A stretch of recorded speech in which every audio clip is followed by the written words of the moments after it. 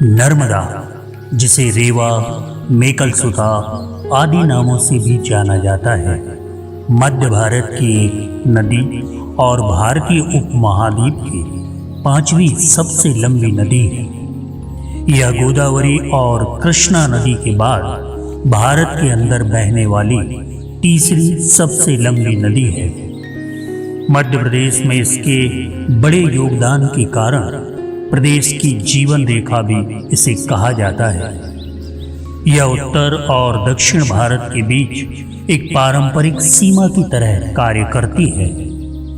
यह अपने उद्गम से पश्चिम की ओर 1012 किलोमीटर का लंबा रास्ता तय करके खंबात की खाड़ी अरब सागर में जा मिलती है। नर्मदा मध्य प्रदेश और गुजरात राज्य में बहने वाली प्रमुख नदी है।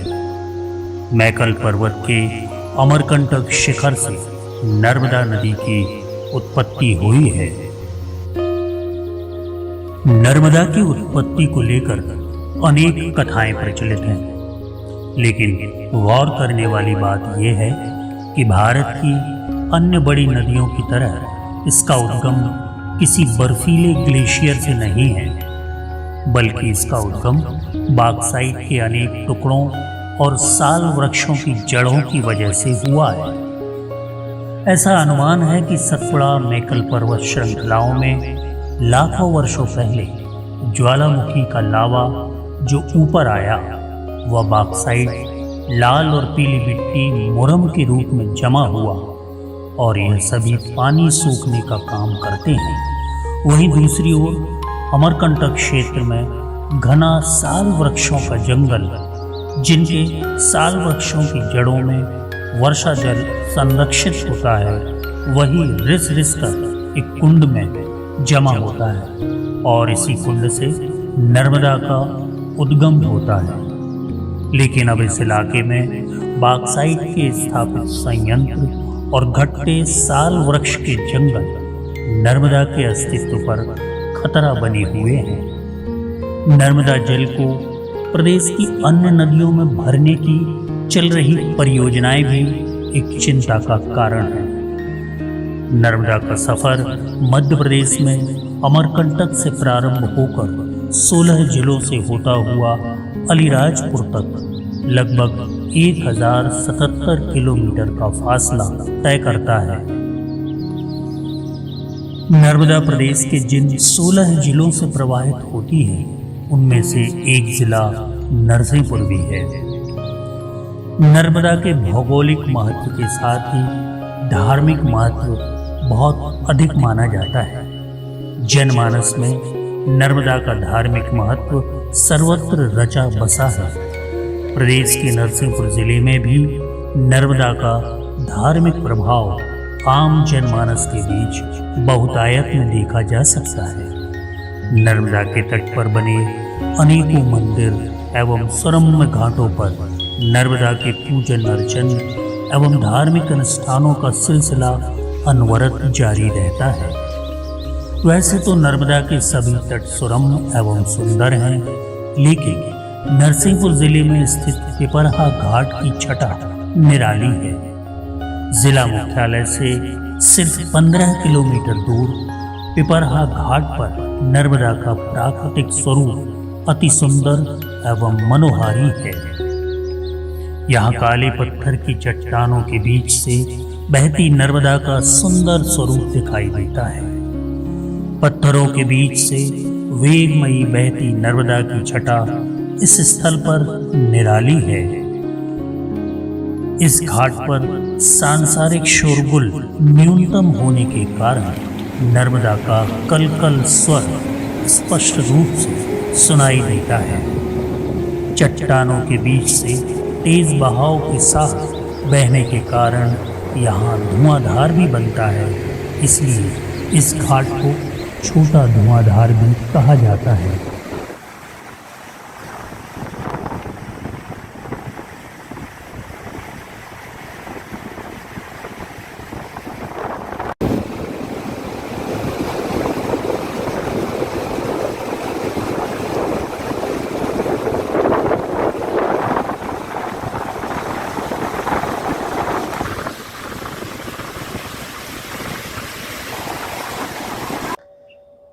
पिपरहा घाट अति प्राचीन गांव है। इसका वर्णन पुराणों में भी दिया है और पिप्पलाद ऋषि जो हुए हैं उनकी तपोस्थली के नीचे पूजा करेगा, दीपक रख देगा, उसको शनिदेव परेशान नहीं करेंगे। पिप्पलाद ऋषि पीपल के पत्ते खा के ही बड़े हुए थे और ये नर्मदा जी के दक्षिण तट पर, यहाँ नर्मदा जी उत्तर से दक्षिण बहती हैं तो दक्षिण तट पर है। यहाँ नर्मदा जी का प्रसिद्ध धुआंधार, जिसको छोटा धुआंधार कहते हैं, वो स्थान है। और अभी 10-20 साल से ही यहाँ आने जाने की बहुत सुविधा हो गई है, वरना अति दुर्गम स्थान माना जाता था।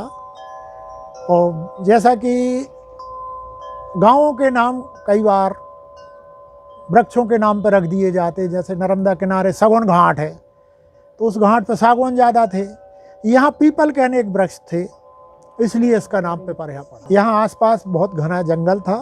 धीरे धीरे लोगों ने वो जंगल समाप्त करके कृषि योग्य भूमि बना ली है।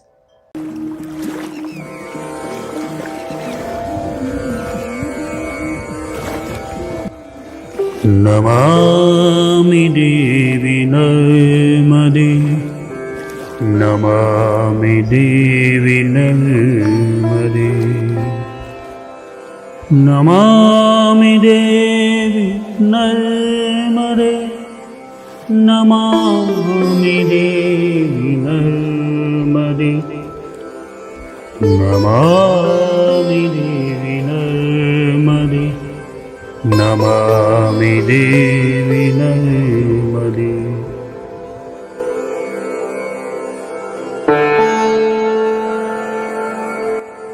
पिपरहा घाट से थोड़ा आगे ही एक स्थान पर नर्मदा का बहाव दक्षिण दिशा में होता है। संपूर्ण नर्मदा पथ में नर्मदा 2 स्थानों पर ही दक्षिण वाहिनी हुई है, एक गुजरात में भरूच के पास और दूसरा यह स्थान नरसिंहपुर जिले का पिपरहा घाट। इस कारण से भी इस स्थान का महत्व और बढ़ जाता है।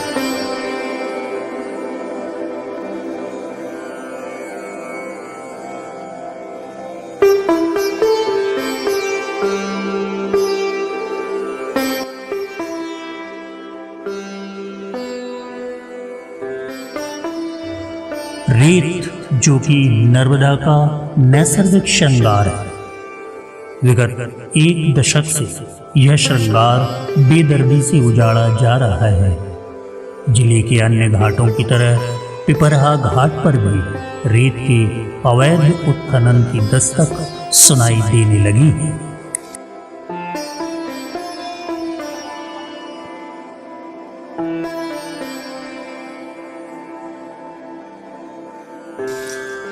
नर्मदा की परिक्रमा करने वाले परिक्रमावासियों एवं पूजन आदि के लिए आने वालों की सुविधा के लिए नर्मदा के पिपरहा घाट पर एक कुटी भी है, जहां श्रद्धालु अपनी थकान मिटाने के लिए विश्राम करते हैं। इस जीर्ण शीर्ण पड़ी हुई कुटी को कुछ धार्मिक व्यक्तियों ने अपने प्रयासों से एक सुंदर देवालय का स्वरूप प्रदान किया है। पिपरहा घाट के तट पर बनी इस कुटी पर हर नर्मदा जयंती और हनुमान जयंती पर धार्मिक आयोजन किए जाते हैं, जिसमें ग्रामीण जन और बाहर से आए श्रद्धालु पूजा अर्चन और अनुष्ठान कर धर्म लाभ प्राप्त करते हैं।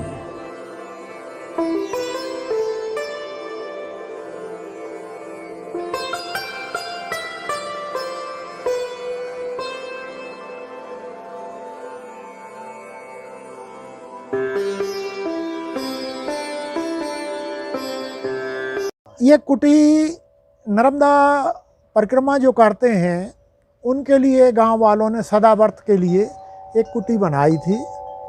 तो उसमें लोग रहते थे, चातुर्मास व्यतीत करते थे। और जब यहाँ प्राइमरी स्कूल शुरू में खुला तो इसी कुटी में कक्षाएं लगना शुरू हुई थी। आज भले ही पिपरिया में माध्यमिक शाला भी हो गई, प्राथमिक शाला भी हो गई और जाने के लिए पक्की सीमेंटेड सड़क हो गई, वरना आज से 25 साल पहले दुर्गम स्थान माना जाता था।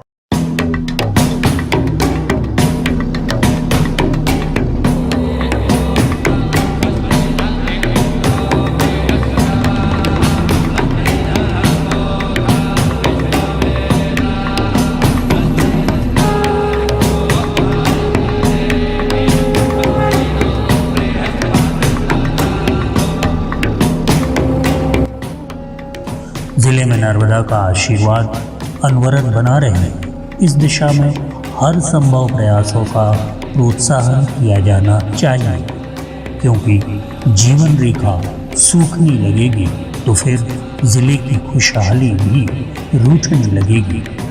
इसी क्रम में जिले का यह पिपरहा घाट भी अपने संरक्षण के लिए नर्मदा भक्तों को पुकार रहा है। चलो हम सुने नर्मदा की पुकार, चलें माँ के द्वार, चलें पिपरहा घाट, पिपरहा घाट।